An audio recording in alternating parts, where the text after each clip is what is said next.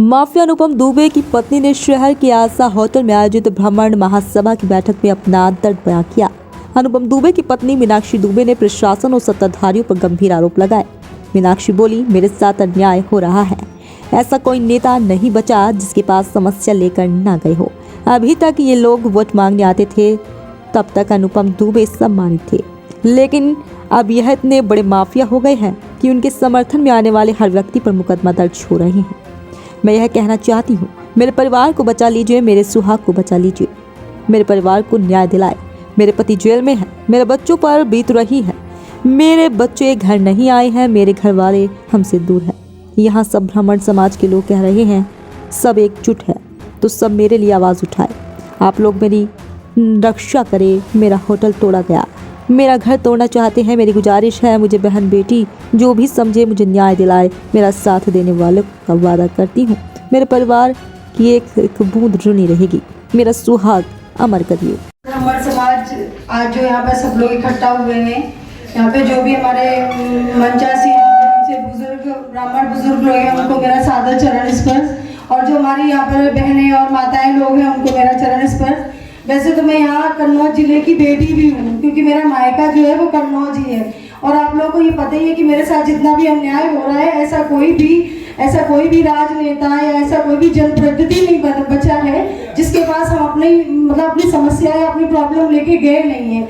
यहाँ के जो भी हमारे जितने भी राजनेता लोग हैं और जो भी हमारे जनप्रतिनिधि लोग हैं, अभी तक ये लोग मेरे घर वोट मांगने और हर कुछ करने के लिए जाते थे। तब तक डॉक्टर अनुपम दुबे बहुत अच्छे थे और सम्मानित व्यक्ति थे। 2021 से लेकर 23 तक, अब 3 सालों में वो इतने बड़े अपराधी माफिया इतने गुनहगार हो गए हैं कि अगर उनके एक कोई पोस्ट निकालता है ना तो उस पर मुकदमा लिख दिया जाता है। अगर वो कोई मेरे घर में अगर सर भी ट्यूशन पढ़ाने आते हैं तो सर पे मुकदमा लिख दिया जाता है।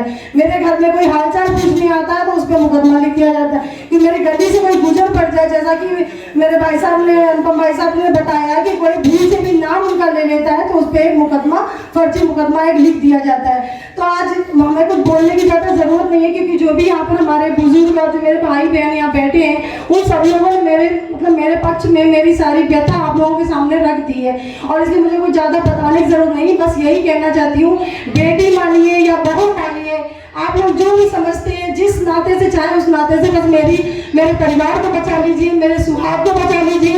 एक बेटी बहू आप लोगों से बस यही एक भेंट मांग रही है कि बस आप मेरी रक्षा करें, आप लोग एकजुट होकर मेरी मदद करें और मेरे परिवार को न्याय दिलाएं। और मेरे हस्बैंड जो 3 साल से जेल में, और वो जेल में कैसे रह रहे हैं वो तो आप लोगों को बताने की जरूरत नहीं। सब आप लोग समझ सकते हैं कि क्या हम पे बीत रही है, क्या मेरे बच्चों पे बीत रही है। मेरे बच्चे भी बड़े हैं, 3 साल से मेरे बच्चे मेरे घर नहीं आए, क्योंकि मेरा बेटा बना, अगर वो पता चल गया कि आया तो उस पर भी एक फर्जी मुकदमा लगा दिया जाए। इसलिए हम 3 साल से अपने पति से तो दूर है, अपने देवरों से भी दूर है, अपने बच्चों से भी दूर है।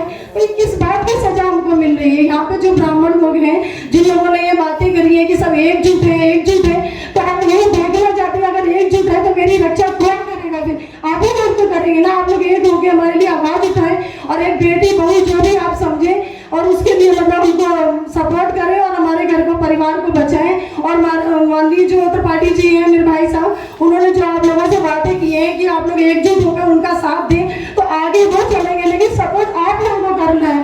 जब तक आप लोग नहीं मिलेंगे तब तक भाई साहब अकेले क्या कर लेंगे। प्लीज आप लोगों से मेरी गुजारिश है, मेरी माताएं बहनें, मेरे छोटे भाई, क्योंकि मायका है तो मेरे भाई भी है और ससुराल से जुड़ा है, मेरी ससुराल है, हम सब लोगों से गुजारिश कर रहे हैं कि आप लोग अपनी बेटी बहन बहू भाभी बहन जो भी माने किसी भी नाते से बस मेरी रक्षा करें और भाई साहब के साथ सपोर्ट करें, और जो हमारे परिवार को न्याय मिले। भाई साहब ने वादा किया कि न्याय दिलाएंगे, तो भगवान करे वो दिन जल्दी आया और आप लोग हमें न्याय दिलाए। और अपनी समस्या बताने की जरूरत नहीं, क्योंकि मेरे पूरी व्याथा सब भाई बहनों ने, आप जो बैठे हैं सब ने बता दिए। अब मेरे पास शब्द नहीं है कि हम उनकी बात को टुकरा के आपसे कुछ और कहें। जो उन्होंने बताया है वो एक बात सच है, मेरे घर के साथ यही अन्याय हो रहा है। और पिछली जो लखनऊ में सभा हुई थी वहाँ पे हमने आप लोगों को बताया था कि मेरा होटल तोड़ दिया गया, ध्वस्त कर दिया गया, जैसा कि बताते तालाब है, ये है वो है, जैसे करके होटल तोड़ा गया। और मैंने ये भी बताया था कि अब उनकी प्लानिंग मेरे घर को लेके है। तो आप लोगों को ये बता दें कि मेरा जो निवास है, मेरा पैतृक घर है, मेरा गाँव है, मेरी सासू माँ के नाम है गाँव, और उस गांव को भी सीज कर दिया गया। और वहाँ पे क्योंकि मेरी देवरानी रह रही थी तो उसने गेट नहीं खोला, तो इस चक्कर में मेरी देवरानी को और वहाँ पे एक बेटी और थी, उसको लेके पुलिस लाइन में 24 घंटे बिठाला गया। और किस वजह से बिठाला गया? इसलिए कि उसने गेट नहीं खोला। उनको ये कहना है कि उन्होंने सरकारी काम में बाधा डाली। आप बताइए, अगर आपके घर में कोई बच्ची और बहू है और भारी पुलिस पर आके वहाँ पे घेर देगा आगे, तो क्या आप लोग गेट खोल देंगे? क्या जिन्होंने ये दोष लगाए हैं कि सरकारी काम में बाधा डालना है, क्या वो लोग से पूछते क्या उनके बच्चे अगर उनके घर में हैं, और अगर इतना सा पुलिस फोर्स इतना बल आ जाएगा तो कौन से बच्चा गेट खोल देगा? भाई कोई नहीं खोल देगा। इसलिए उस बच्चे ने अगर गेट नहीं खोला तो उस पर धारा 151 लगाई।